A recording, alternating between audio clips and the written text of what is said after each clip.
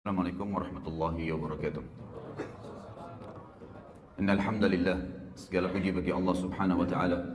Nahmaduhu wa nasta'inuhu wa nastaghfiruh. Hanya kepadanya kita memuji, meminta pertolongan serta bertaubat dari dosa-dosa kita. Wa na'udzu billahi min syururi anfusina, dan hanya kepada Allah pula kita meminta agar dijauhkan dari keburukan-keburukan diri kita. Wa min sayyiati a'malina, dan dari dosa-dosa yang pernah kita lakukan. May yahdihillahu fala mudhillalah. Barang siapa yang telah Allah berikan hidayah maka tidak akan pernah sesat selamanya.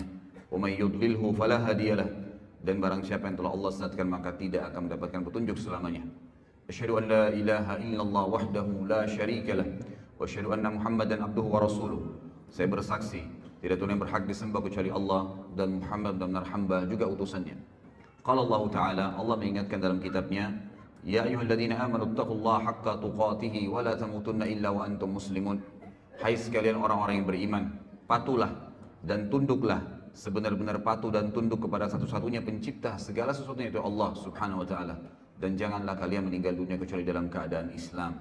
Di ayat yang kedua, qala Allah Ta'ala, ya ayuhan nasu taqu rabbakumul ladzi khalaqakum min nafsin wahidah wa khalaqa minha zawjaha wa batha minhuma rijalan katsiran wa nisaa'a wattaqullaha alladzi tasaaluna bihi wal arham innallaha kana 'alaikum raqiba. Hai sekalian manusia, sekali lagi bertakwalah, hanya patuh dan tunduklah kepada satu-satunya pencipta segala sesuatunya, yaitu Allah, yang telah menciptakan kalian dari jiwa yang satu, yaitu Adam alaihissalam, dan menciptakan dari jiwa yang satu istrinya Hawa alaihissalam, dan telah banyak memberikan keturunan laki-laki juga perempuan dari keduanya. Sekali lagi bertakwalah, hanya patuh dan tunduklah kepada Allah, dan jagalah hubungan silaturahim, sesungguhnya Allah senantiasa mengawasi kalian. Di ayat yang ketiga, qala Allah azza wa jalla, ya ayyuhalladzina amanu taqullaha wa qulu qawlan sadida yuslih lakum a'malakum wa yaghfir lakum dhunubakum wa may yuti'illaha wa rasulahu faqad faza fawzan 'azima. Hai sekalian manusia, hai sekalian orang-orang yang beriman, sekali lagi bertakwalah, hanya patuh dan tunduklah kepada Allah dan ucapkan kalimat yang benar. Niscaya Allah akan memperbaiki amalan perbuatan kalian, mengampuni dosa-dosa kalian. Barang siapa yang mentaati Allah dan Rasulnya, maka dia telah mendapatkan kemenangan yang besar. Amma ba'd, fa inna asdaqal hadithi kitabullah. Kita tahu sebaik-baik rujukan bagi umat Islam dalam seluruh lini kehidupan mereka, terutama dalam ibadah, yaitu Al-Quran, Kitabullah. Wa khair hadyu Muhammadin sallallahu alaihi wasallam, dan sebaik-baik petunjuk setelah Al-Quran adalah petunjuk Nabi besar Muhammad sallallahu alaihi wasallam, yang dikenal dengan As-Sunnah. Keduanya rujukan pertama umat Islam atau utama dalam segala lini kehidupan mereka, terutama dalam masalah ibadah.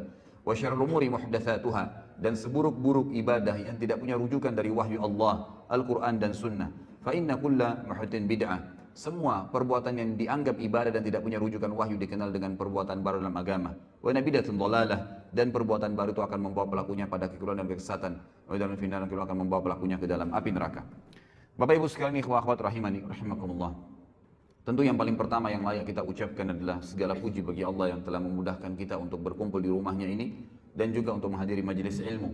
Serta sebagaimana sudah saya bahasakan kepada teman-teman panitia, insya Allah saya usahakan dengan izin Allah setiap bulan kita lowongkan, setiap bulan akan ada tablik akbar khusus untuk membahas tentang kisah-kisah sahabat Nabi.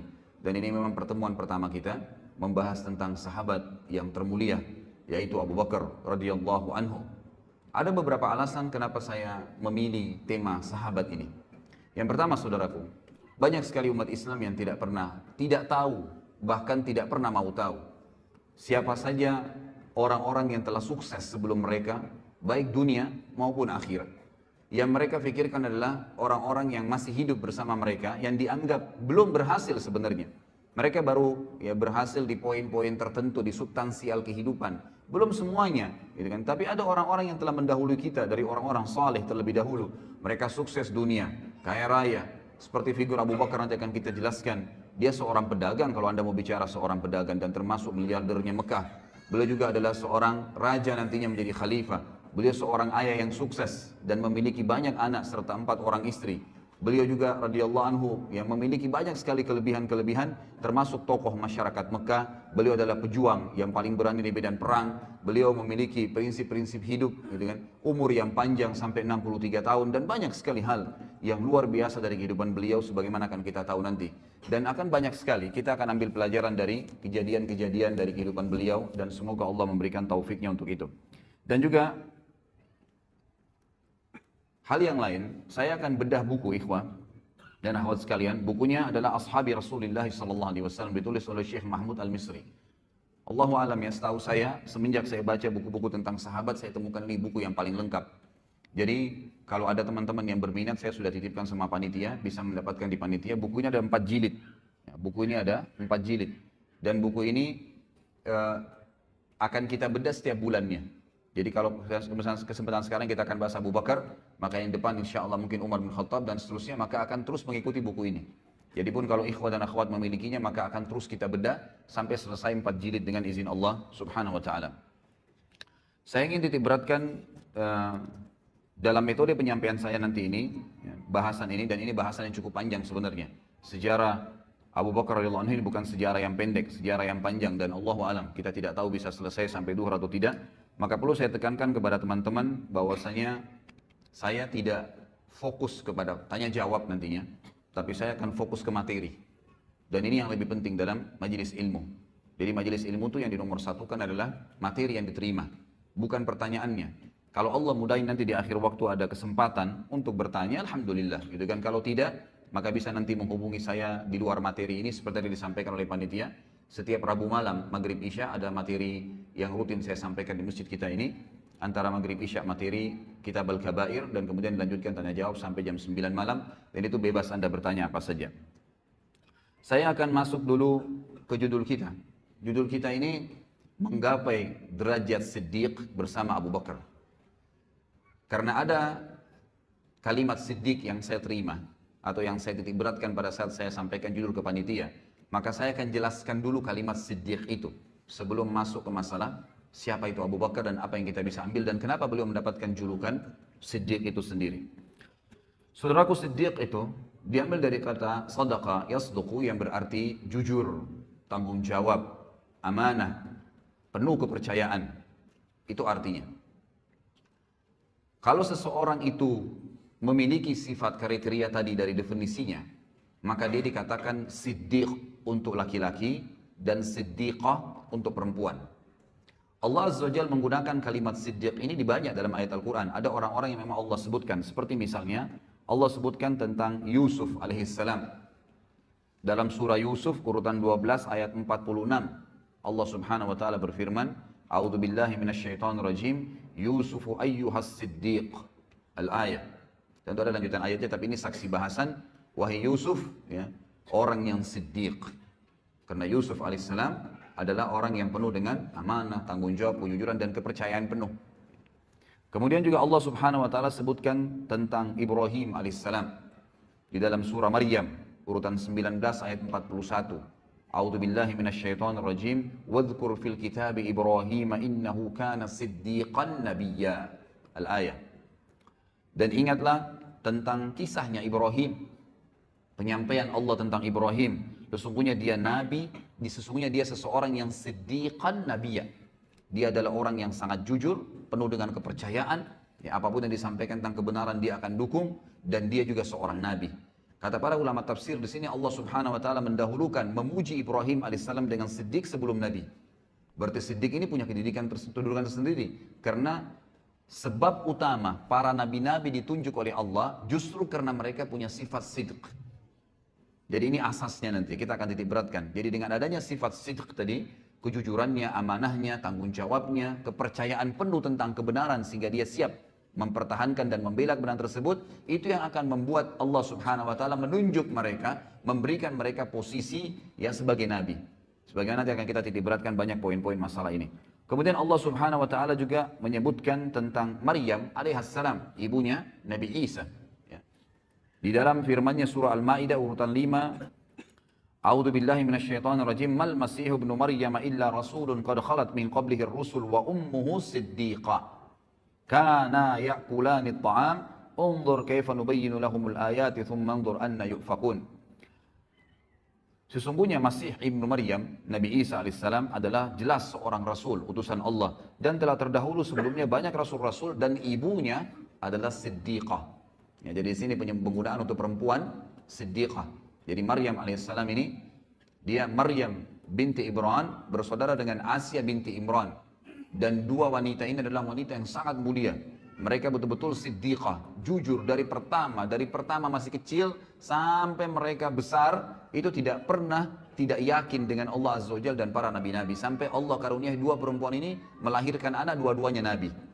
Kalau dari Maryam lahirlah Isa, dan dari Asia adiknya Maryam itu lahir Yahya. Dua-duanya nabi alaihi wassalam. Dan ini yang ditemui oleh Nabi SAW di langit kedua pada saat Isra dan Mi'raj, bertemu dengan dua orang sepupu, Yahya dan Isa, karena ibu mereka bersaudara. Mereka berdua, kata Allah, si Maryam alaihissalam dan anaknya Isa alaihissalam, mereka pernah makan atau mereka makan makanan seperti manusia biasa. Ini bantahan terhadap orang Nasrani yang mengatakan Isa adalah anak Tuhan.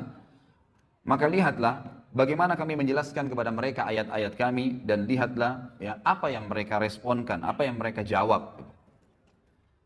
Tentu ada banyak ayat-ayat berhubungan dengan masalah hal-hal seperti ini, tapi saya mengambil beberapa cuplikannya. Allah Subhanahu wa taala menekankan tentang siddiq itu, dan ini yang kita titik beratkan ya. Sebelum menjelaskan Abu Bakar dan ikhwas sekalian, harapan saya dengan izin Allah Subhanahu wa taala, saya dan antum sekalian bubar dari pengajian ini, insya Allah membawa sifat siddiq ini. Karena ini target utama dan ini sifat luar biasa. Kalau antum milikin sifat ini, insya Allah antum jadikan ini sebagai pondasi menjalankan agama Allah, baik itu menjalankan perintah yang wajib ataupun sunnah, atau meninggalkan yang haram ataupun makruh, antum akan sangat tenang. Anda akan sangat tenang dalam mengerjakan perintah-perintah tersebut, dan juga sangat tenang dalam meninggalkan larangan-larangan tadi. Merasa memang nyaman sekali, dan merasa menikmati yang halal dan meninggalkan yang haram. Kenapa? Karena pondasinya adalah sidq. Bagaimana betul-betul, sebagaimana Allah ceritakan. Apa itu sidq? Allah tekankan di dalam Al-Quran. Surah Al-Hadid, urutan 57 ayat 19. A'udzu billahi minasyaitonir rajim. Walladzina amanu billahi wa rusulihi ulaika humus siddiqun wasyuhada'u 'inda rabbihim lahum ajruhum wa nuruhum walladzina kafaru wa kadzdzabu biayatina ulaika ashabul jahim. Terjemahannya, dan orang-orang yang benar-benar mengimani, meyakini keberadaan Allah dan seluruh rasul-rasulnya, tidak terkecuali, sehingga apapun yang diperintahkan oleh Allah dan Rasulnya tidak ada keraguan dalam mengimaninya dan menjalankannya serta mempraktekannya. Nggak ada keraguan. Jenggot diperintahkan Nabi SAW langsung dilakukan, tidak ada keraguan. Sholat diperintahkan awal waktu, afdal azan, langsung sholat, tidak pakai peduli. Seseorang muslim pada disuruh tutup auratnya langsung, tidak pakai membantah, tidak pakai berpikir. Itu cirinya orang siddiq. Apapun. Mau mengeluarkan uang atau mau mendapatkan pendapatan, ternyata kita khawatir itu adalah haram, bisa mengundang murkanya Allah, ditinggalkan seketika. Itu ciri siddiq. Orang yang benar-benar yakin kalau Allah larang, maka pasti berbahaya buat dia, dan kalau Allah perintahkan pasti baik buat dia. Itu asasnya. Kalau ini antum jadikan sebagai pondasi agama, itu luar biasa. Inilah derajat siddiq. Kata Allah, dan orang-orang yang telah mengimani Allah, yakin keberadaannya, dan mengamalkan semua apa yang Allah inginkan, serta mengimani seluruh Rasul, mengikuti mereka. Mereka lah orang-orang yang siddiq. Dan juga yang dianggap jujur, dan tadi ya, penuh dengan kepercayaan. Dan juga mereka akan menjadi saksi-saksi di hadapan Tuhan mereka nanti, dan mereka akan mendapatkan cahaya yang sempurna. Mereka akan mendapatkan pahala yang sempurna dan cahaya yang sempurna dari Tuhan mereka. Kata para ulama tafsir, cahaya ini adalah setiap orang melihatnya selalu merasa nyaman, selalu merasa dekat dengan Allah karena siddiqnya. Ya, jadi orang kalau siddiq itu, maka pada saat orang dekat dengannya selalu merasa dekat dengan Allah, selalu merasa dekat dengan surga, selalu berpikir akhirat, selalu menganggap remeh semua dunia dan kecil, apapun yang berhubungan dengan kemaksiatan kepada Allah Subhanahu wa taala. Dan sungguhnya orang-orang yang kafir sebaliknya, kafir kepada Allah dan Rasul-Rasul, serta membohongkan ayat-ayat. Gak ada surga, gak ada itu alam barzah. Siapa yang bilang orang kalau ibadah itu dapat pahala banyak, sekian gunung, sekian ini dan seterusnya. Siapa yang bilang orang kalau kena maksiat itu lalu dihukum oleh Allah. Subhanallah, saya kemarin tabligh akbar di Makassar. Saya ngisi tema tentang kenalilah Tuhanmu kau akan bahagia. Pada saat saya jelaskan ikhwas sekalian, itu ayat atau hadis Nabi SAW tentang penciptaan langit, 7 lapis langit, dan sampai Sidratul Muntaha, bagaimana besarnya Allah Azza wa Jalla, bagaimana besarnya singgasana. Itu ada yang bertanya, ya, mengatakan, dari mana Anda mengetahui bahwasanya langit itu seperti itu tadi yang diceritakan, dan bagaimana bisa Anda mengetahui ada Sidratul Muntaha, kemudian ada arsy-Nya Allah, dan Allah itu ada. Apakah Anda pernah ke sana? Begitu pertanyaannya. Luar biasa ini. Lalu saya bilang, yang dari tadi saya jelaskan 2 jam ini tentang Allah Azza wa Jalla ada, Nabi SAW yang sampaikan ayat-ayat Al-Quran. Apakah Anda masih bertanya lagi, saya apakah pernah ke sana melihatnya? Sama saja dia mengatakan, saya tidak percaya, gitu kan? Ya kalau Anda nggak percaya silahkan. Ini orang jelas lawannya Siddiq tadi. Sidq itu, apapun yang disampaikan oleh Allah dan Rasulnya, apapun, tidak mungkin kita ragu, nggak boleh ragu. Sebagaimana kita akan ambil dari pelajaran Abu Bakar radhiyallahu anhu yang luar biasa memang orang nomor 1 dalam orang yang mendapatkan gelar Siddiq dari umat Muhammad sallallahu alaihi wasallam. Kata Allah, dan orang-orang yang kafir tidak meyakini dan membohongi ayat-ayat kami, maka mereka lah penghuni api neraka. Sebaliknya tambahan juga ikhwah dan akhwat sekalian rahimani rahimakumullah, bahwasanya orang yang mencapai tingkat Siddiq ini adalah orang-orang nanti akan diberikan surga tertinggi di akhirat nanti. Sebagaimana Allah Subhanahu wa taala menjelaskan dalam surah An-Nisa urutan 4 ayat 69. A'udzu billahi minasyaitonir rajim. Wa may yuti'illaha war rasula fa ulaika ma'al ladzina an'ama Allahu 'alaihim minan nabiyyin was-siddiqin wasyuhada'i was-shalihin wa hasuna ulaika rafiqa. Yang kurang lebih artinya, barang siapa yang mentaati Allah dan Rasulnya, semua yang Allah katakan dibenarkan, diamalkan, dipastikan tidak ada yang benar kecuali itu, dan juga diperintahkan oleh Rasulnya Muhammad SAW dipastikan benar, dan dia bangga dengan penampilan Islamnya, dengan makanan Islamnya, minuman Islamnya, ekonomi Islamnya, dengan politik Islamnya, semua dibenarkan, maka mereka lah orang-orang yang mendapatkan nikmat. Allah berikan nikmat dan Allah gabungkan mereka bersama dengan para nabi-nabi. Dan kata para ulama tafsir, nabi-nabi memiliki tempat di Firdaus, surga Firdausil A'la yang tertinggi. Lalu Allah SWT sebutkan, ya, selain nabi-nabi yang akan mencapai dari itu adalah orang yang datang setelah nabi minan nabiyyin langsung was-siddiqin, dan orang yang membenarkan semua dan yakin serta bangga dengan itu. Memang kita bangga. Dan ini memang ikhwas sekalian, saya pilih tema ini luar biasa, saya dapatkan krisis kebanggaan muslimin sekarang terhadap agama mereka. Kita lihat seorang muslim tidak ada bedanya dengan orang kafir dari sisi pakaiannya, dari sisi cara bicaranya, tata bicaranya, makanan, jenis makanannya, usahanya. Berapa banyak orang subhanallah tidak bisa dibedain dari penampilannya antara muslimah dengan non muslim, muslim dengan muslimah. Padahal kalau kita datangkan seseorang Nasrani, laki-laki, kita berikan kepada dia kopi atau baju koko, atau sebuah simbol Islam misalnya, pakaiannya. Kemudian kita datangkan seorang Nasrani laki-laki yang lain, lalu tanya dia agama apa orang itu, spontan dia akan mengatakan muslim, karena ada simbolnya. Kalau orang Siddiq, dia yakin bahwasanya pakaian ini yang Allah katakan walibasut taqwa dzalika khair, ini pakaian yang ada simat, ada contoh, ada ciri ketakwaan adalah yang paling baik. Orang tahu, oh ini orang dekat dengan Allah.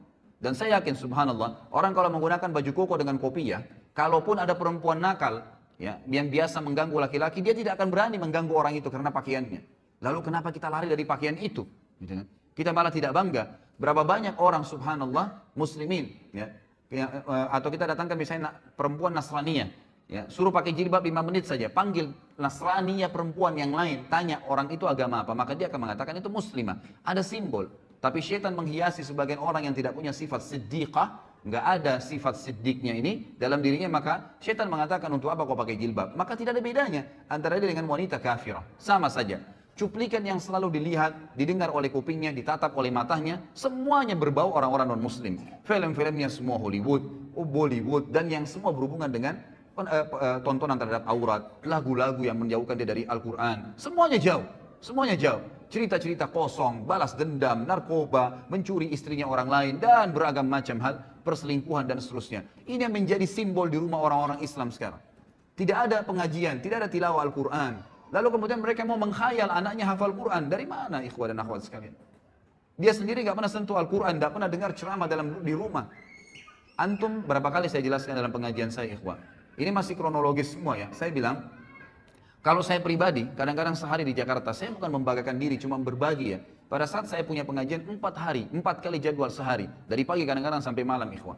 Dari pengajian saya isi 2 jam, kemudian pulang menuju ke pengajian yang kedua, di mobil itu sejam atau setengah jam, atau panggang 45 menit, atau kadang-kadang sampai 2 jam jaraknya, itu saya dengarkan lagi ceramah, baik ceramah saya, baik tilawah Al-Quran, baik ceramah asatidzah, teman-teman dai-dai, atau saya dengarkan para masyayikh yang dari Saudi dalam bahasa Arab. Jadi saya tidak ada selah Jadi tidak ada selang waktu di mana saya kosong gitu di mobil. Atau saya lagi berzikir kepada Allah SWT.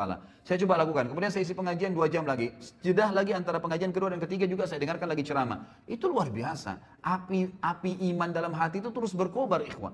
Kadang-kadang antum dari pengajian seperti ini keluar dari masjid, setan akan bisikin. Tadi kan sudah pengajian, sekarang hiburannya musik. Dibisikin sama dia, antum iyahkan. Begitu lemah, tidak sidq. Yakin ikhwas sekalian. Kalau antum yakin di majlis ilmu bisa menambah iman, bisa mengingatkan kita kepada Allah Azza wa Jal, bisa membuat kita rindu dengan akhirat, bisa tahu tentang surga, bisa tahu tentang neraka dan kita khawatir tentang neraka tersebut, lalu kenapa tidak sepanjang hidup kita seharian itu diisi dengan hal tersebut? Sayangnya rumah-rumah umat Islam sekarang ada Al-Quran itu kalau ada kematian. Malah sebenarnya tidak ada Al-Quran dalam sunnah Nabi SAW dibaca pada saat kematian. Sebaliknya mereka lakukan hal tersebut. Dalam masalah ekonomi, riba, ya, gharar, semuanya, kezaliman, manipulasi yang dilarang oleh Nabi SAW, dilarang oleh agama, tapi dilakukan. Alasannya apa? Boleh buat Ustaz, nggak ada jalan lain. Lalu antum depan Allah Azza wa Jalla juga akan katakan itu pada hari kiamat, pada saat dihisab, nggak ada jalan lain. Lepaskan diri dari situ. Ya, harus yakin dengan janji Allah Subhanahu wa taala. Ini akan kita titik beratkan 2 jam ke depan, ikhwah. Bagaimana memunculkan sifat siddiq dalam hati kita dan mempelajari dari orang yang nomor 1 dalam sifat siddiq, Abu Bakar radhiyallahu anhu, yang luar biasa dalam masalah seperti ini. Apapun yang Allah dan Rasulnya katakan tidak ada keraguan, pasti benar dan itu menjadi simbol kehidupannya. Langsung, tidak ada keraguan dalam masalah itu. Masalah politik sudah dijelaskan dalam Islam, harus orang alim, harus orang yang faham agama Allah, yang tahu halal haramnya Allah baru jadi pemimpin. Mana pernah pemimpin negara kita ada orang yang alim? Ya, padahal Nabi SAW mengatakan apa? Al-ulama warathatul anbiya. Ulama itu pewarisnya para nabi. Emang sudah begitu. Nabi-nabi ini pemimpin manusia. Sekarang kalau ada kiai, ada ustadz, ada dai, dicalonkan jadi presiden, disorotin oleh masyarakat. Untuk apa dai menjadi masuk di politik? Subhanallah. Lalu kalau bukan ustadz atau ada dai atau ulama yang memimpin anda, siapa yang akan pimpin anda? Orang-orang fasik seperti sekarang? Yang membiarkan tempat kemaksiatan terbuka, pelanggaran-pelanggaran agama Allah dilakukan, riba merajalela mencekik lehernya umat-umat Islam, anak-anak muslimah dan muslim kita yang akhirnya terbengkalai, dipaksanya ini dan dipaksakan itu, dan seterusnya, gitu kan? Maka ini keliru sekali. Bukankah Nabi SAW datang ke Madinah lalu menjadi pemimpin pada saat beliau datang dan beliau menobatkan diri menjadi raja sekalian Nabi di Madinah karena beliau adalah seorang yang paling alim, tahu halal haramnya Allah. Bukankah Nabi SAW wasiatkan Abu Bakar radhiyallahu anhu penggantinya setelah beliau adalah orang yang paling alimnya sahabat, paling tahu halal haramnya Allah? Bukankah Abu Bakar menulis wasiat pada saat mau meninggal mengatakan, aku meninggalkan wasiat yang manusia yang paling bertakwa sama Allah dan paling paham halal halalnya Allah adalah Umar bin Khattab? Bukankah Umar bin Khattab lalu menunjuk Uthman bin Affan? Bukankah Uthman dan masyarakat Madinah akhirnya menulis akhirnya menunjuk, ya, masyarakat Madinah menunjuk Ali setelah itu karena dianggap orang yang paling alim setelah Uthman dan seterusnya. Kita lihat bagaimana Khulafaur Rasyidin menunjukkan adalah ulama. Ya. Apa kata Nabi SAW dalam hadis sahih riwayat Al-Hakim? Sayati umara'u sufaha. Akan datang nanti sepeninggalku adalah pemimpin-pemimpin yang sangat sufaha. Sufaha itu jamak daripada safih. Dan orang Arab ini ikhwan menyebutkan kata-kata safih itu kalau bodohnya super bodoh. Namanya. Kalau jahal, itu artinya bodoh masih ada pinternya. Tapi kalau safih, itu artinya bodoh yang tidak ada di tahu apa-apa. Orang yang tidak tahu, tidak ada informasi apapun dengan dia. Maka apa kata Nabi SAW? Akan datang pemimpin-pemimpin yang sufaha, yang bodohnya luar biasa. Kenapa Nabi SAW katakan bodoh? Beliau lanjutkan hadis yang mengatakan, Umara'u la yahtaduna bihaddi wa la yastannuna bisunnati. Pemimpin-pemimpin yang tidak akan pernah mengambil petunjuk dariku. Nggak mau nunjuk oleh Nabi Muhammad SAW, tidak mau tahu halal haramnya Nabi SAW. Nabi SAW ya seorang Nabi Muslim, ya sudahlah. Saya juga Muslim, tapi nggak hubungannya dengan politik saya. Subhanallah. Ya. Lalu siapa yang anda jadikan patokan? Belanda, Inggris, negara-negara Barat, orang-orang kafir yang kufur kepada Allah Subhanahu Wa Taala. Lahirlah sistem demokrasi yang akhirnya siapa yang paling banyak suaranya, siapa yang paling kuat, ya orang masanya maka dia yang menang walaupun dia bodoh. Subhanallah khalik, gitu kan? Ini luar biasa karena kita jahilnya, kita tidak tahu tentang apa yang diajarkan Nabi SAW dan kita tidak sidq. Kita tidak mempercayai itu. Seakan-akan ragu, benar nggak Islam nih? Benar nggak Islam itu bisa ngatur politik? Padahal 1345 tahun kita memimpin dunia. Bagaimana anda masih ragu dengan masalah itu? Lalu kata Nabi SAW, wa yastannuna bisunnati, dan tidak pernah ngikutin sunnah-sunnahku. Kita lihat sekarang negara-negara Islam. Jadi kacau balau, jadi gampang semuanya diobrak-abrik. Jadi gampang, tak naik pemimpin, ya tidak ada opsi lagi. Ini atau itu, dua-duanya nggak baik, dua-duanya begini. Karena anda tidak kembali kepada sistem yang sebenarnya. Allah Azza wa Jalla sudah tuntunkan di dalam kitabnya. Jadi kata Allah Subhanahu wa taala, dan orang-orang yang mentaati Allah dan Rasulnya dalam segala lini ikhwah. Al-Quran dan Sunnah di atas segalanya. Allah dan Rasulnya di atas segalanya. Di atas politik, di atas ekonomi, di atas rumah tangga, di atas jabatan, di atas pendapatan, di atas segala-galanya. Itu baru dikatakan orang itu sidq, orang yang benar-benar yakin dan percaya penuh terhadap apa yang Allah dan Rasulnya turunkan. Barang siapa yang mentaati Allah dan Rasulnya, maka mereka lah yang akan bersama diberikan nikmat kepada nabi-nabi dan orang-orang yang siddiq, orang-orang yang terpercaya tadi, dan syuhada, orang yang mati syahid, wassalihin, dan orang-orang yang saleh, wa hasuna ulaika rafiqa, dan mereka lah sebaik-baik orang, sebaik-baik orang. Baik ikhwas sekalian, sebelum masuk ke Abu Bakar juga, saya menemukan ada tema yang menarik dari buku ini. Sebelum jauh membahas masalah Abu Bakar radhiyallahu anhu, di sini ada disebutkan di buku ini. Nanti kalau Anda memiliki buku ini atau antum memiliki buku ini, ada poin yang saya kemarin sempat terlintas membaca sepintas gitu. Lalu saya temukan memang ini poin yang tidak boleh luput dalam materi seperti sekarang kita ini. Ikhwas sekalian, demi Allah ikhwas, saya bersumpah di atas podium ini. Kita ini umat yang terbaik. Umat Islam, umat yang terbaik. Kita memiliki syariat yang paling sempurna dari Allah dan Rasulnya Muhammad SAW. Tidak boleh ragu dengan masalah itu. Kita tidak perlu agama lain. Kita tidak perlu dengan siapapun. Orang lain menjadikan umat Islam sebagai kiblat, iya. Tapi jangan kita yang berkiblat dengan mereka. Karena mereka berkiblat pada hal-hal yang melanggar dan kufur kepada Allah pencipta langit dan bumi. Sementara kita ini di bawah tuntunan pencipta langit dan bumi. Bagaimana bisa seorang muslim ragu? Dan ikhwas sekalian, kita akan bacakan dalil bagaimana umat Muhammad SAW adalah umat yang terbaik. Dan kita adalah umat memang yang mestinya memimpin dunia. Memang sudah begitu. Jadi tidak boleh ragu dengan masalah itu. Dengarkan ikhwan. Kata Allah Subhanahu wa taala di dalam Al-Qur'an, surah Al-Imran ayat 110. Kalau pegang buku ini bisa lihat halaman masih awal-awal ya, halaman 41. A'udzu billahi minasyaitonir rajim. Bismillahirrahmanirrahim. Kuntum khaira ummatin ukhrijat lin-nasi ta'muruna bil ma'rufi wa tanhauna 'anil munkari wa tu'minuna billah. Al-ayah. Kalian umat Islam, umat Muhammad SAW adalah sebaik-baik umat yang telah dilahirkan untuk siapa? Untuk manusia akhir zaman? Untuk seluruh manusia. Dari zaman Adam alaihissalam sampai hari kiamat. Kalian adalah sebaik-baik umat, artinya kalian pemimpinnya, kalian yang harus jadi patokan, kalian harus jadi panduan, kalian yang menjadi contoh bagi orang lain. Dan kalian, sifat kalian adalah kalian selalu menyeru kepada yang ma'ruf. Apa yang Allah perintahin, selalu kalian bilang, gak bisa tuh karena Allah larang, bisa tuh karena Allah yang bolehkan, selalu begitu. Rasulullah contohkan, Rasulullah gak contohkan, itu sifatnya umat Islam. Menyeru kepada yang ma'ruf artinya yang Allah dan Rasulnya perintahkan. Wa tanhauna 'anil munkar, dan kalian melarang kemungkaran yang Allah dan Rasulnya larang. Hanya itu patokannya. Wa tu'minuna billah, dan kalian meyakini sepenuhnya tentang keberadaan Tuhan Allah Subhanahu wa taala. Kemudian juga disebutkan di dalam surah Al-Baqarah ayat 143. Kelebihan yang kedua umat Islam adalah kata Allah Subhanahu wa taala, a'udzubillahi minasyaitonir rajim, wa kadzalika ja'alnakum ummatan wasatan litakunu syuhada'a 'alan nasi wa yakuna ar-rasulu 'alaikum syahida. Dan demikian pula kami menjadikan kamu hai umat Islam, umat pertengahan. Tidak ada sesuatu yang berat sekali, tidak ada juga yang ringan sekali, di tengah-tengah. Sementara umat sebelum kita punya hal-hal yang berat. Kalau antum belum tahu, umat Nabi Musa alaihissalam itu kalau mereka berbuat dosa besar, taubatnya bukan kayak kita. Taubatnya kalau kita ini tinggal sesalin, tinggalin, selesai. Ini janji sama Allah tidak ulangin, diampuni dosanya. Kalau sama Nabi Musa, Pak. Kalau ada umatnya mengeluh, wahai Musa, saya baru berzina, saya baru buat dosa besar. Apa kata Musa alaihissalam dalam surah Al-Baqarah? Faktulu anfusakum. Bunuh diri kalian. Berat itu. Buat dosa taubatnya bunuh diri. Zaman dulu. Umat Islam tidak seperti itu. Enggak seberat itu. Ringan, lebih ringan. Tidak juga terlalu menggampang-gampangkan permasalahan. Lalu dikatakan, agar kalian menjadi saksi atas perbuatan manusia dan agar Rasul Muhammad menjadi saksi atas perbuatan kalian. Di dalam hadis yang sahih diriwayatkan oleh Imam Bukhari dan juga dalam kitab Tafsir, ada sebuah hadis yang mulia dari Abu Sa'id Al-Khudri radhiyallahu anhu bahwasanya Nabi SAW bersabda, ini yang pegang buku di halaman 43 ya.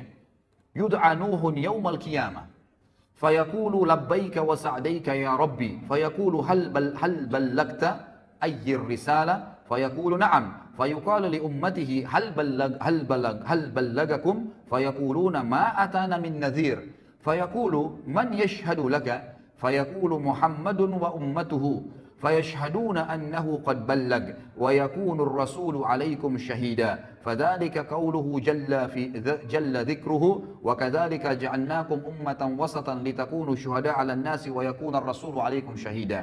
Pada hari kiamat nanti Nuh alaihissalam akan dipanggil oleh Allah. Lalu dia menjawab, aku menjawab panggilanmu wahai Rabbku, aku penuhi panggilanmu. Allah bertanya, apakah engkau sudah menyampaikan risalah yang telah aku wajibkan terhadapmu? Nabi Nuh mengatakan, benar. Selama 950 tahun Nabi Nuh AS mendakwai kaumnya. Lalu umat Nabi Nuh ditanya oleh Allah, apakah Nuh sudah menyampaikan kepada kalian? Kata para ulama hadis, mereka sudah lihat neraka pada saat itu. Takut masuk neraka, apa jawaban mereka?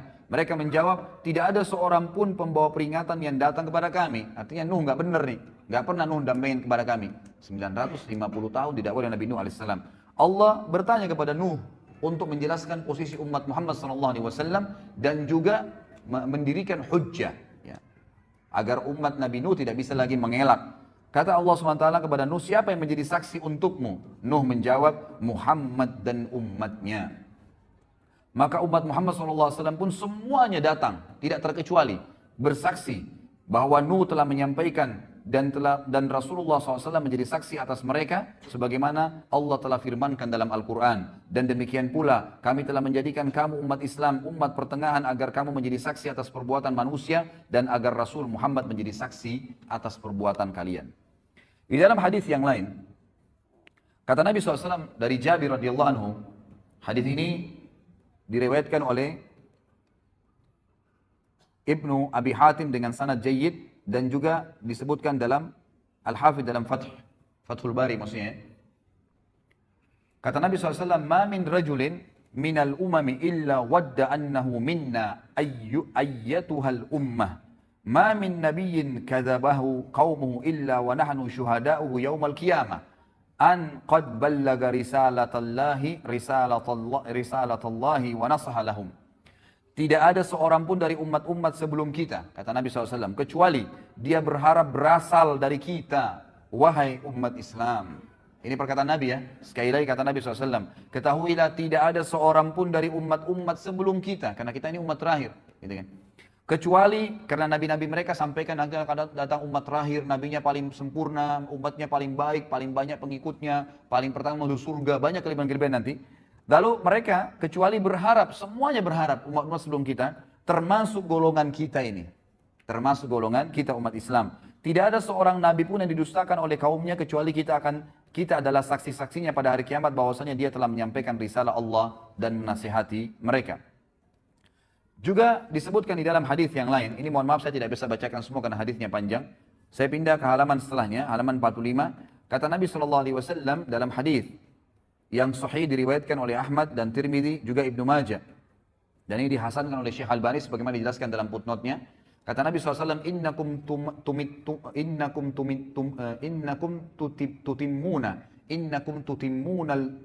tutimmuna sab'ina ummah antum khairuha wa akramuha 'ala Allah. Sesungguhnya kalian akan melengkapi 70 umat. Ya, kata para ulama hadis maksudnya adalah ada 70 kelompok umat yang besar nanti pada hari kiamat. Dan kalian adalah yang melengkapi yang paling banyak di antara 70 umat itu. Kalian adalah yang terbaik dan termulia bagi Allah. Di dalam hadis yang lain diriwayatkan oleh Ahmad dan Tirmidzi dari Anas dan Syekh Al-Bani mengatakan untuk mensahihkan hadis ini, kata Nabi SAW, mathalu ummati mathalul matar la yudra awwaluhu khairun am akhiruh.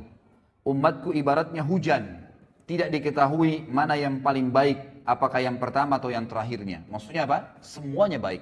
Umat Islam ini semuanya baik. Selama mereka amalkan agamanya, maka mereka adalah yang terbaik. Tidak ada bedanya antara satu dengan yang lainnya. Juga kata Nabi SAW di dalam hadis yang sahih riwayat Abu Daud, Tabarani, dan juga Hakim, Nabi SAW bersabda, ummati hadhihi ummatun marhumatun, laysa alaiha azabun fil akhirah, innama azabuha fid dunya al-fitan, wazzalazilu, wal-qatlu, wal-balaya. Umatku ini adalah umat satu-satunya yang dikasihani oleh Allah. Tidak ada azab atas mereka di akhirat. Maksudnya, orang-orang ya, yang umat Islam ini umumnya kata ulama hadis, sebelum mereka meninggal, itu diberikan kesempatan untuk bertaubat. Selalu diingatkan oleh Allah Subhanahu wa taala. Jadi betul-betul orang yang masuk ke neraka nanti dari umat Islam ini umat-umat yang betul-betul menyimpang, benar-benar tidak mau bertaubat, tidak mau kembali ke jalan Allah Subhanahu wa taala. Akan tetapi azabnya akan datang di dunia dalam bentuk fitnah-fitnah, gempa bumi, pembunuhan, mungkin mereka dibunuh oleh orang-orang lain, dan wabah penyakit. Kemudian di dalam hadis yang lain juga diriwayatkan Imam Muslim dari Abu Musa al-Asy'ari bahwasanya Nabi SAW bersabda, Inna Allah Azza wa Jal idza arada rahmata ummatin min ibadihi qabada nabiyyaha qablaha faja'alahu laha faratan wa salafan baina yadayha wa idza arada halakata ummatin 'adzabaha wa nabiyyuha hayyun fa ahlakaha wa huwa yanzuru fa aqarra 'aynahu bihalatiha hina kadzabuhu wa asaw amrah. Jika Allah Azza wa Jalla hendak merahmati suatu umat dari hamba-hambanya, niscaya dia mengambil atau mewafatkan nabinya sebelum mereka. Seperti Nabi Muhammad SAW wafat sebelum para sahabat umumnya.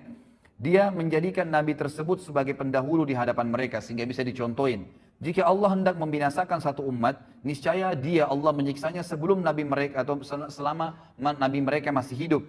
Allah membinasakan mereka sedangkan nabi mereka melihatnya. Seperti kasus Nabi Nuh, Nabi Lut. Jadi dilihat, dia membuatnya tenang dengan kebinasaan mereka manakala mereka mendustakan dan menyelisihi perintahnya. Kemudian juga kelebihan umat Muhammad SAW yang lain adalah hadis disebutkan oleh Ibnu Majah dan Baihaqi, disahihkan oleh Syekh Albani dari Abu Hurairah radhiyallahu anhu bahwasanya Nabi SAW bersabda, Inna Allah tajawaza li ummati amma tuwaswisu bihi suduruha atau suduruha ma lam ta'mal aw tatakallam bihi wa mastukriha alaih. Sesungguhnya Allah memaafkan umatku apa yang terbersit dalam hati mereka selama mereka belum melakukannya. Jadi kalau kita lagi sholat, kemudian ada bisikan-bisikan riya, bisikan apa saja, selama kita belum iyakan, maka tidak terhitung batal, gitu kan?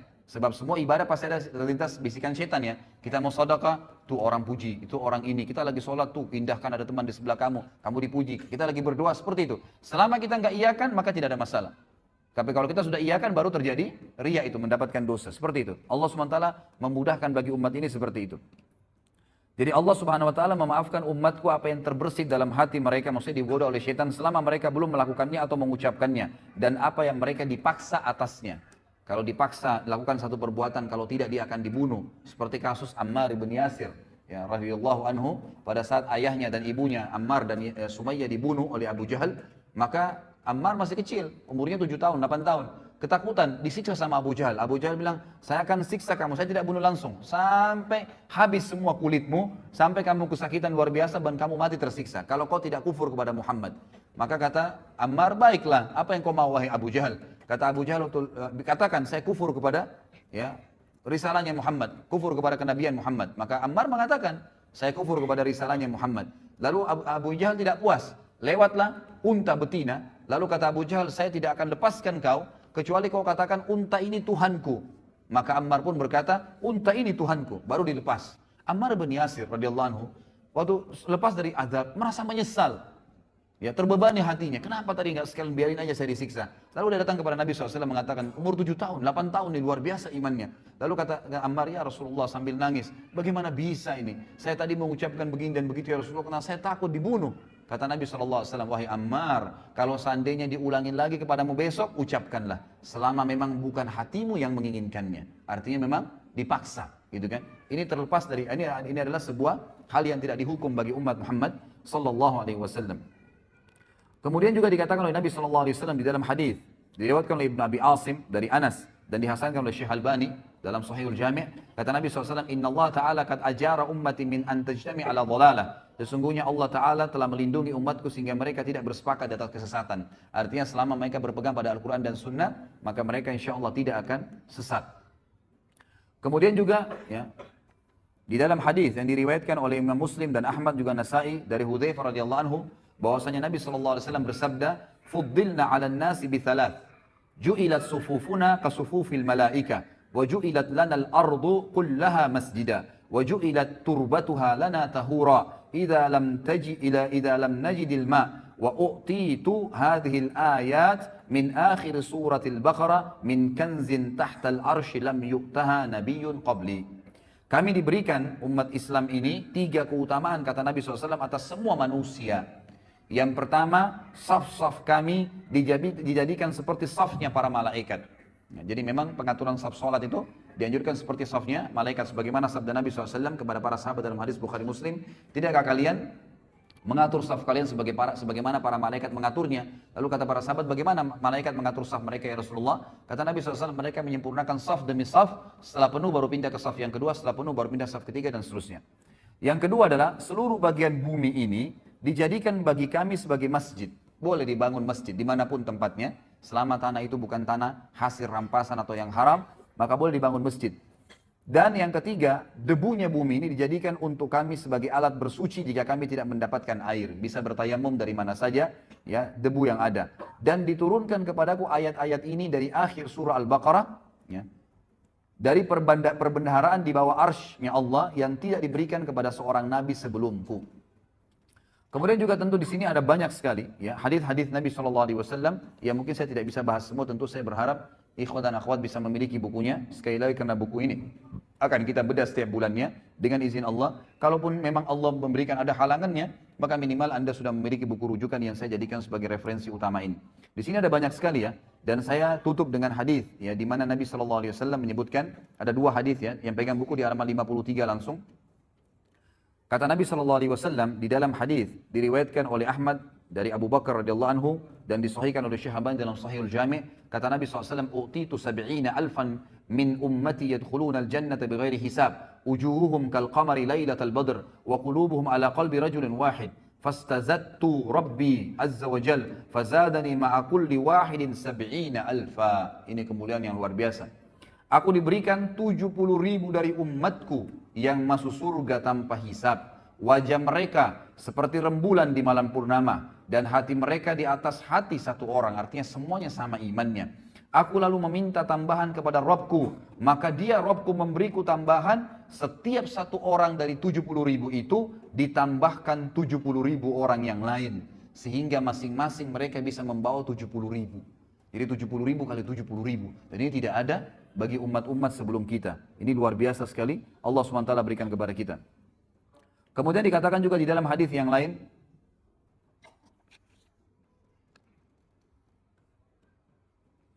diriwayatkan di halaman 54, ya, footnote nomor 24, diriwayatkan oleh Ahmad, Tirmidzi dan Ibnu Majah dari Burairah radhiyallahu anhu, disahihkan oleh Syekh Albani sama di Sahih Jami'.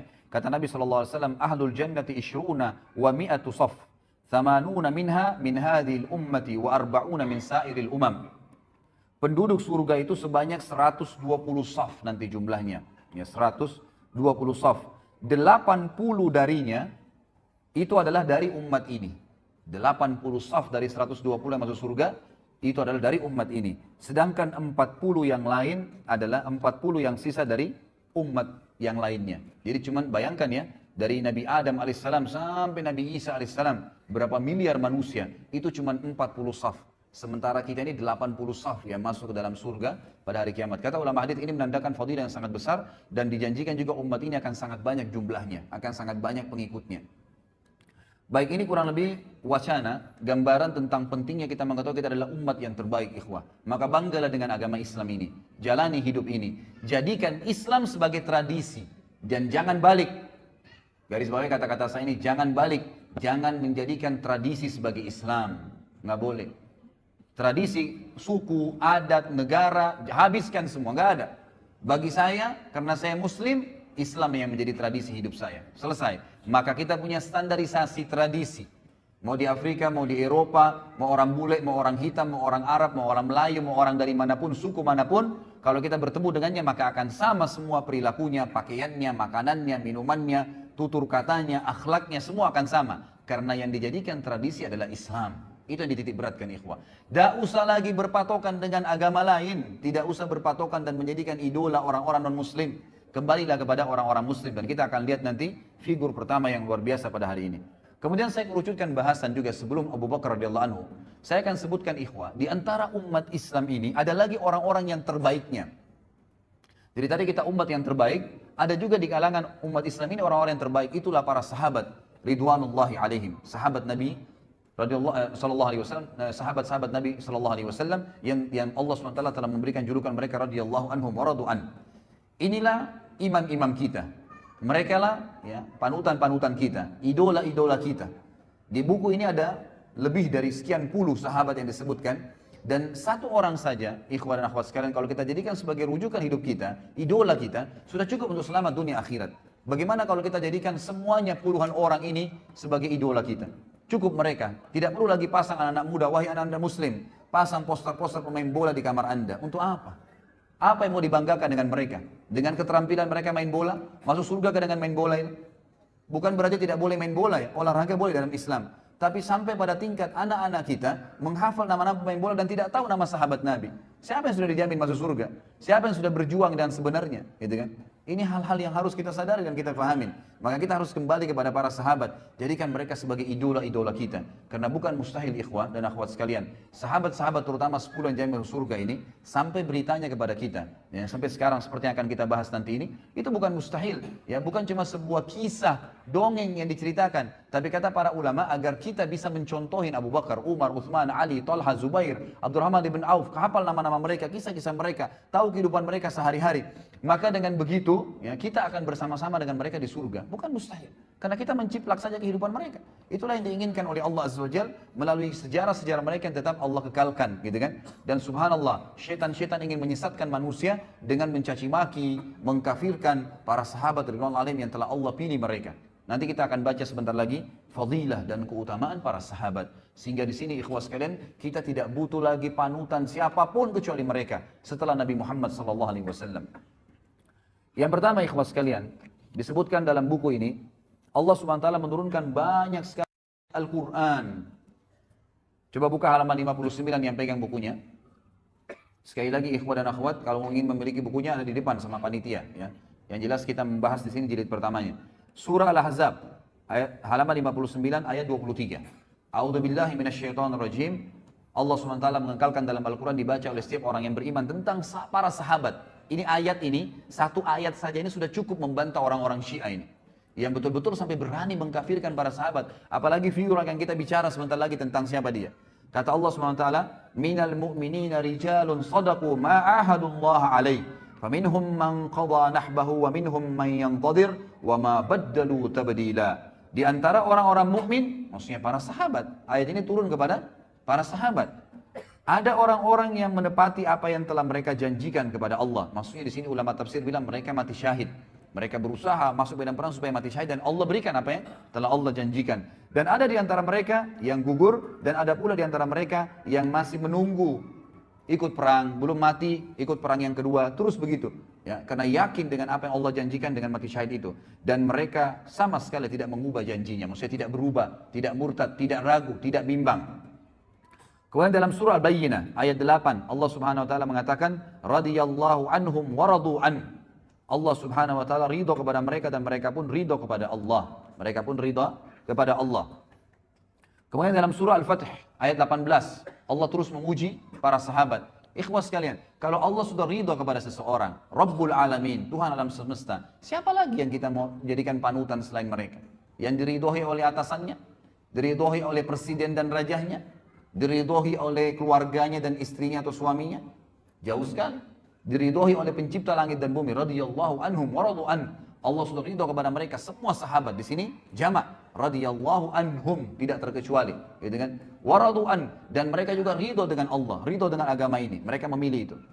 Kemudian juga dalam surah Al-Fatih ayat 18, halaman 60-nya, A'udzubillahi minasyaitonirrajim, kata Allah SWT, laqad radiyallahu 'anil mu'minina id yubayyi'unaka tahta asy-syajarati fa'alima ma fi qulubihim fa'anzala as-sakinata 'alaihim wa athabahum fathan qariba. Sungguh Allah telah meridai orang-orang yang beriman. Siapa mereka itu? Sahabat di sini. Ketika mereka berjanji kepadamu, hai Muhammad. Siapa di antara kita pernah ketemu dengan Nabi SAW? Tidak ada. Yang pernah ketemu adalah para sahabat. Ayat ini turun kepada mereka. Kata Allah SWT, sungguh Allah telah meridai orang-orang mukmin ketika mereka berjanji setia kepadamu, hai Muhammad, di bawah pohon. Dia mengetahui apa yang ada dalam hati mereka. Maksudnya Allah tahu hati-hati para sahabat yang bersih dari kekufuran. Lalu dia Allah memberikan ketenangan atas mereka dan memberikan balasan kepada mereka dengan kemenangan yang dekat. Kemudian juga dalam surah Al-Fath ayat 29. Terus bertubi-tubi Allah jelaskan tentang siapa sahabat ini. Inilah idola kita, saudaraku.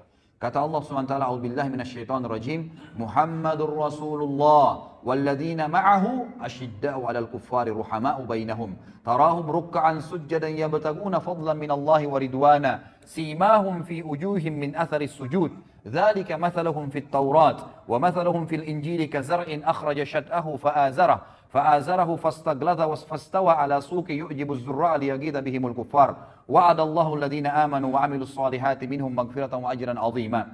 Muhammad itu, kata Allah SWT, adalah benar-benar utusan Allah. Dan orang-orang yang bersama dengan dia. Siapa orang bersama dengan Nabi SAW? Kita kan? Orang-orang yang nanti belum lahir kan? Orang yang hidup bersama Nabi SAW, sahabat. Makanya para ulama memberikan definisi sahabat adalah orang yang melihat Nabi SAW dengan mata kepalanya, beriman dengan Nabi SAW dan meninggal dalam keyakinan tersebut. Itu namanya sahabat. Di sini dipuji oleh Allah SWT. Mereka bersama dengan Muhammad, mereka bersikap tegas terhadap orang-orang kafir. Dan mereka berkasih sayang sesama mereka. Kalian melihat mereka ruku dan sujud. Ini cirinya para sahabat. Selalu sibuk dengan ruku dan sujud saja ibadah kepada Allah SWT. Mencari karunia Allah dan keridhaannya. Pada wajah mereka tampak tanda-tanda bekas sujud. Di dahi mereka hitam. Demikianlah sifat-sifat mereka yang diungkapkan dalam Taurat. Dan juga diungkapkan dalam Injil. Jadi dalam Taurat dan Injil sudah disebutkan ciri-ciri para sahabat ridwanullahi alaihim. Jadi ini bukan orang-orang yang cuma sekedar dari umat kita saja, maksudnya hanya sekedar dari umat kita dan disebutkan dalam Al-Quran, tapi memang Allah pastikan Taurat, Injil sebelum mereka lahir sudah disebutkan siapa itu sahabat. Luar biasa nih kedudukan sahabat nih. Yaitu seperti benih yang mengeluarkan tunasnya. Kemudian tunas itu semakin kuat, lalu menjadi besar dan tegak lurus di atas batangnya. Tanaman itu menyenangkan hati penanam-penanamnya karena Allah hendak menjengkelkan hati orang-orang kafir. Dengan kekuatan orang-orang yang beriman, Allah menjanjikan kepada orang-orang yang beriman dan mengerjakan kebajikan di antara mereka, sahabat, gitu kan, ampunan dan pahala yang besar. Juga ayat yang lain, Allah SWT menyebutkan dalam surah Al-Hasyr, ayat 9 dan ayat 8 dan ayat 9. Ini semua tentang sahabat nih. Ya, kita bayangkan luar biasanya bagaimana Allah memuji sahabat dalam Al-Quran, dan luar biasanya bagaimana orang-orang Rafidah dan orang Syiah berani mengkafirkan para sahabat yang Allah menyebut mereka sebagai orang yang beriman. Ini luar biasa, ya. Sampai mereka mengangkat bendera untuk membunuh, ya, orang-orang yang sudah mengikuti Nabi SAW, ini sahabat-sahabat Nabi. Dan sampai saya dengarkan cuplikan salah satu tokoh orang-orang Syiah sekarang di Iran, dia membahasakan dalam bahasa Arab, gitu kan, tapi saya tidak ingat namanya. Tadi sempat saya lihat terlintas ada cuplikannya di YouTube, gitu kan. Dia sempat mengatakan munculnya orang-orang teroris sekarang yang banyak membom sana sini dan membunuh-bunuh ini, itu karena memang mereka, ya, tidak faham tentang agama ini. Kemudian mereka-mereka ini sebenarnya cuma substansial, cabang-cabang kecil dari induk-induk pemimpin-pemimpin mereka. Saya pikir yang mereka mau sebutkan ini ulama-ulama Sunni yang sekarang. Ternyata mereka bilang apa? Kalimatnya dia bilang apa? Pimpinan-pimpinan mereka adalah Abu Bakar, Umar, Aisyah, sahabat. Yang mestinya ini akar-akarnya semua ini yang kita harus putuskan dan kita kafirkan, kita perangin sehingga tidak muncul lagi teroris. Luar biasa. Ya, naudzubillah, alaihimul la'nah. Allah SWT akan melaknat mereka dengan cara seperti ini. Apa kata Allah kekal ikhwah dalam Al-Quran? Al-Quran bukan buku yang saya tulis. Firman Allah SWT dalam surah Al-Hasyr ayat 8 dan ayat 9. A'udzu billahi minasyaitonir rajim. Lil fuqara'il muhajirin alladziina ukhriju min diyarihim wa amwalihim yabtaguna fadlan minallahi wa ridwana. Fadlan minallahi wa ridwana wa yansuruna Allah wa rasulahu. Ulaika humus shadiqun. Walladziina tabawwa'ud dara wal imana min qablihim yuhibbuna man hajara ilaihim wa la yajiduna fi sudurihim hajatan mimma utu wa yu'thiruna 'ala anfusihim. وَيُؤْثِرُونَ عَلَىٰ أَنفُسِهِمْ وَلَوْ كَانَ بِهِمْ خَصَاصَةٌ وَمَنْ يُوقَ شُحَّ نَفْسِهِ فَأُولَٰئِكَ هُمُ الْمُفْلِحُونَ. Harta rampasan perang itu untuk orang-orang fakir yang hijrah, yang terusir dari kampung halaman mereka dari Mekah. Siapa mereka? Sahabat Nabi. Dan meninggalkan harta bendahnya di Mekah demi mencari karunia Allah, dan mereka hijrah ke Madinah mencari keridhaan dan demi menolong agama Allah dan Rasulnya. Mereka itulah orang-orang yang benar dan orang-orang yang ansar. Jadi dua-dua dipuji nih. Sahabat ada muhajirin dan ansar. Muhajirin dari orang-orang Mekah Allah puji. Mereka meninggalkan harta dan kota mereka, negeri mereka, hijrah untuk Allah dan Rasulnya. Dan orang-orang ansar yang di Madinah yang menyambut mereka, sahabat-sahabat Nabi yang telah menempati kota Madinah. Siapa yang menempati kota Madinah di zaman Nabi SAW? Sahabat Nabi.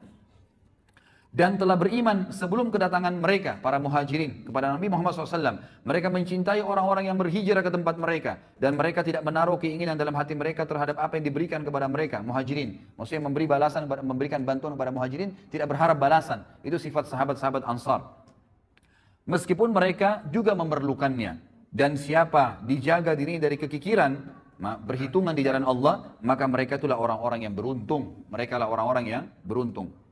Kemudian surah At-Taubah ayat 88 sampai 89. Terus Allah sebutkan banyak ayat tentang sahabat nih. Sengaja saya angkat ayat-ayat ini dan saya bahas ikhwah dan akhwat sekalian rahimakumullah agar kita tahu nih, inilah idola-idola kita ini ahli-ahli surga dan sudah sukses di dunia juga di akhirat. Di dunia nanti akan kita lihat kisah Abu Bakar radhiyallahu anhu. Kata Allah SWT Taubah 88 89, a'udzubillahi minasyaitonir rajim, lakinir rasul walladzina amanu ma'ah jahadu bi amwalihim wa anfusihim wa ulaika lahumul khairat wa ulaika humul muflihun. A'addallahu lahum jannatin tajri min tahtiha al-anharu khalidina fiha, dzalikal fawzul azim. Tetapi Rasul dan orang-orang yang beriman bersama dia, beriman kepada Nabi Muhammad sallallahu alaihi wasallam, sahabat, mereka berjihad dengan harta dan jiwa. Mereka itu memperoleh kebajikan. Mereka itulah orang-orang yang beruntung. Sahabat dipuji oleh Allah SWT. Allah telah menyediakan bagi mereka surga yang mengalir di bawahnya sungai-sungai. Mereka kekal di dalamnya. Itulah kemenangan yang agung. At-Taubah ayat 100. A'udzubillahi minasyaitonirrajim. Ayat setelahnya. وَالسَّابِقُونَ الْأَوَّلُونَ مِنَ الْمُهَاجِرِينَ وَالْأَنصَارِ وَالَّذِينَ اتَّبَعُوهُمْ بِإِحْسَانٍ والذين اتبعوهم بإحسان رضي الله عنهم ورضوا عنه وعد لهم جنات تجري تحتها الأنهار خالدين فيها أبدا ذلك الفوز العظيم. Dan orang-orang yang terdahulu lagi yang pertama-tama masuk Islam dari golongan muhajirin dan ansar. Kata ulama tafsir, penyebutan Allah SWT muhajirin ansar memastikan tidak mungkin orang lagi mendustakan kalau ini turun kepada para sahabat ridwanullah alaihim, karena tidak ada orang yang berjulukan muhajirin dan ansar kecuali para sahabat Nabi. Dan orang-orang yang mengikuti mereka dengan baik setelah itu. Semua orang yang mengikuti para sahabat setelah meninggalnya sahabat dan Nabi SAW, Allah ridho kepada mereka.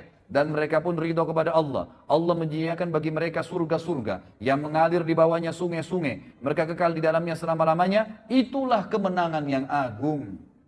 Ikhwah akhwat sekalian, ikuti para sahabat, sahabiat Nabi, pertahankan sampai malaikat maut mencabut ruh Anda, maka pasti kita akan masuk surga. Allah yang berfirman, Allah sediakan surga yang di bawahnya mengalir sungai-sungai. Gak usah pusing lagi dengan artis fulan, idola profesor, doktor ini. Sibuk dengan sahabat Nabi ridwanullah alaihim. Wallahi ikhwah, Abu Bakar gak punya ijazah dari Amerika. Umar gak punya ijazah dari Eropa. Tapi memimpin negara, menjadi orang yang sangat adil, dan mereka kaya raya, pedagang yang berhasil, keturunannya semua sukses. Ya, kita akan lihat bagaimana Abu Bakar dalam kehidupannya luar biasa. Ya, bukan berarti saya katakan tidak usah berpendidikan formal, silahkan, gitu kan. Tapi jangan itu dijadikan sebagai idola, panutan, seakan-akan sudah melupakan semua orang-orang yang sudah kita sebutkan dari kalangan sahabat.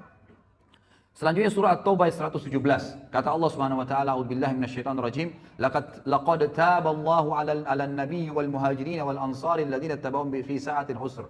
Alladziina ittaba'uuhu fi sa'atil usrati min ba'di ma kada yazigu qulubu fariqin minhum thumma taba 'alaihim innahu bihim raufur rahim." Allah berfirman, ya, sungguh Allah telah menerima taubat Nabi Muhammad SAW dan orang-orang muhajirin dan orang ansar. Di sini Allah bukan sebutkan mukminin umumnya, tapi di sini dikhususkan Nabi dan muhajirin dan ansar, artinya sahabat-sahabat yang mengikuti Nabi pada masa-masa kesulitan di awal-awal Islam. Sulit sekali menyebarkan Islam. Ikhwah sekarang dan akhwat sekalian, kita luar biasa ya. Lahir zaman sekarang ini luar biasa kalau bagi saya bilang. Kita lahir Quran sudah sempurna, masjid sudah banyak, orang tua kita muslim, ya. Di mana-mana tersebar agama Islam. Sudah jelas, masjid di Mekah sudah bebas dari kekufuran, Madinah sudah bisa dikunjungin, orang bisa umroh haji sepuasnya. Luar biasa Islam. Kalau kita lahir di zaman Nabi SAW, ikhwah, nggak gampang jadi sahabat. Luar biasa sulitnya. Nggak ada lampu, nggak ada penerangan pada saat itu. Ada seorang Nabi buta huruf, nggak bisa baca, nggak bisa nulis, ngaku Nabi. Kira-kira kalau antum hidup di zaman Mekah dulu, beriman nggak? Gitu kan? Nggak ada lampu, nggak ada apa-apa. Orang yang hidup bersama-sama di padang pasir, lalu ngaku saya Nabi. Gitu kan? Apalagi nanti kita bahas masalah Isra dan Mi'raj. Ada borak, kuda bersayap, terbang. Perjalanan Palestina Mekah sebulan bisa ditempuh dalam satu malam. Mungkin kita bersama dengan Abu Jahal, naudzubillah, gitu kan. Tapi kita hidup sekarang luar biasa. Hidup dengan sahabat itu masa-masa kesulitan. Luar biasa mereka bisa beriman pada saat itu. Setelah hati segolongan dari mereka hampir berpaling, kemudian Allah menerima taubat mereka. Sungguhnya Allah Maha Pengasih lagi Maha Penyayang terhadap mereka. Kemudian juga ayat yang lain, dan ini saya angkat saja ayat yang terakhir karena ini cukup banyak dalilnya. Dalam surah Al-Kahfi, ya.